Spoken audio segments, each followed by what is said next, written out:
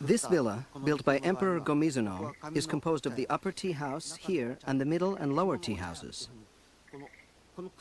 This whole area is referred to in that way. Not just the tea hut itself, but the entire garden is called a tea house. I think that's because the influence of tea is fundamental here. And what is that influence? It's the pursuit of that which is most simple, the most essential in human life.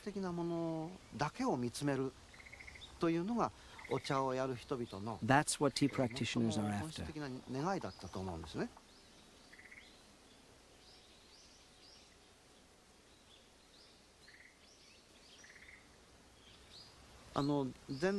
This garden is very different from those at Zen temples.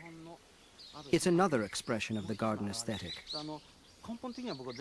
But at a fundamental level, the two approaches are quite similar. What you see in this garden is the broad face of the natural world.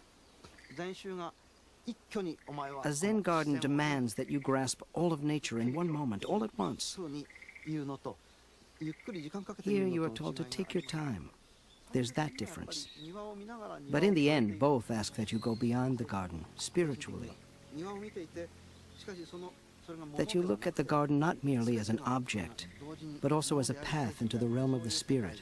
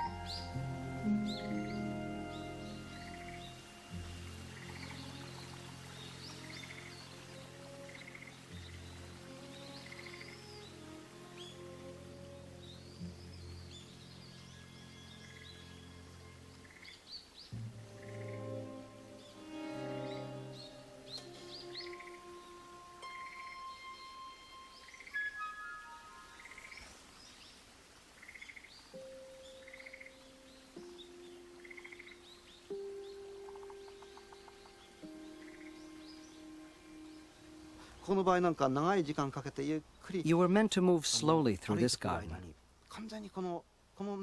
to enter gradually into an idealized configuration of nature, into an ideal image of nature.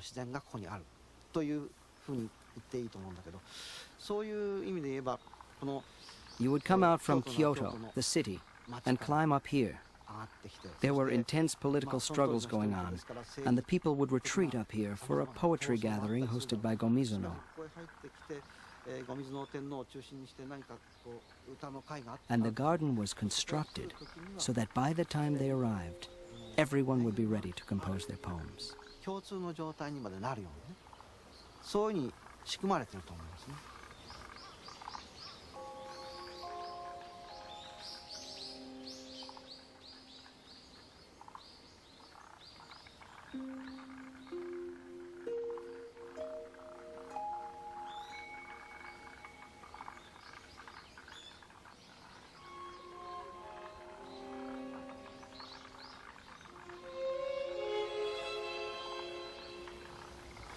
こういうところに来るとね、やっぱり When you come here into this wide open space and hear, for example, the sound of a bird, a single bird, and the bird song echoes over the hills, it's wonderful material for poetry.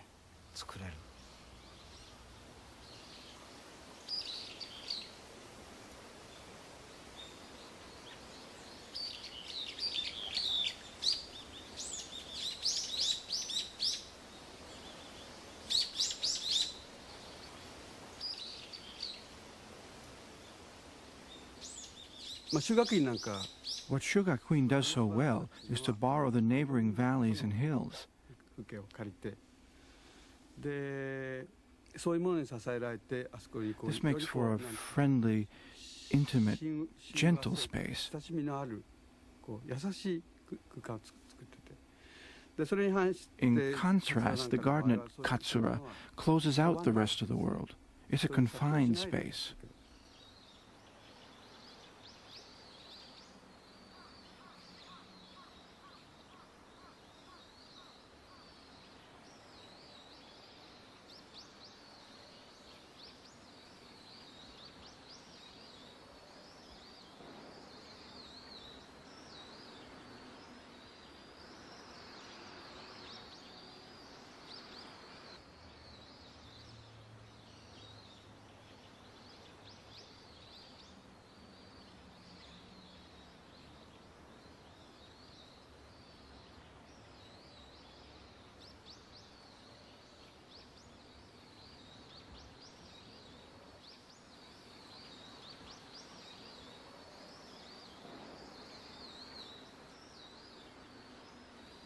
The design of the buildings at Katsura is very refined.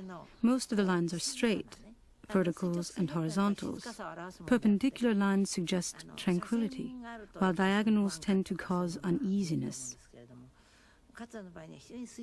Katsura uses mostly verticals and horizontals. That's why it feels so calm and elegant.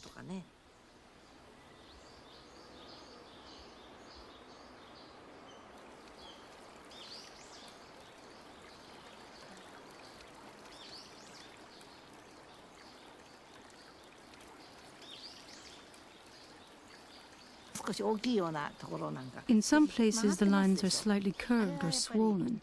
I think that's by design. If they were absolutely straight, they'd feel too rigid. People explain this in various ways, but I think the slight curve gives the line a softer feel.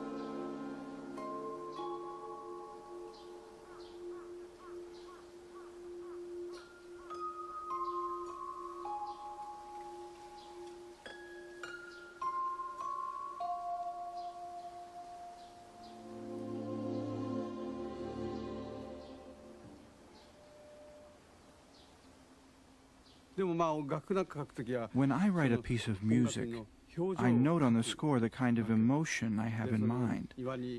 I may think a piece about a garden should be calm and still.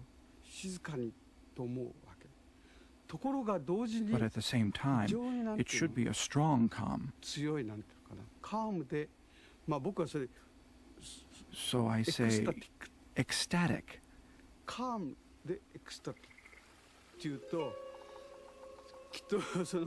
One might think you can't combine the two, calm and ecstasy. But there are moments in a Japanese garden that are very still and restful, but something intensely sensual, almost erotic, is going on at the same time.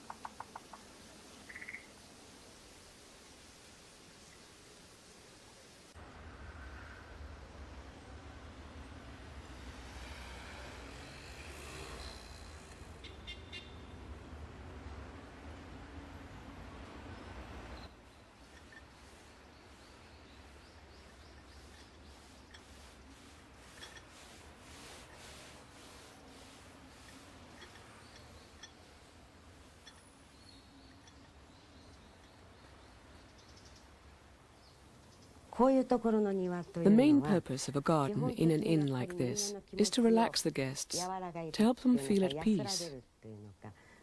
That's its most important function. The Japanese have long preferred to live in the midst of nature. To have a garden that almost flows into a room is an ideal way of living.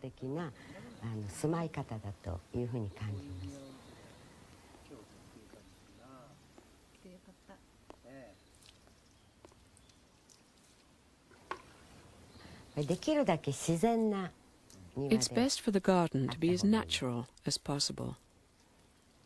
But to create a garden that looks natural in this tighter space requires a great deal of skill. It must be made to look natural, designed to appear natural.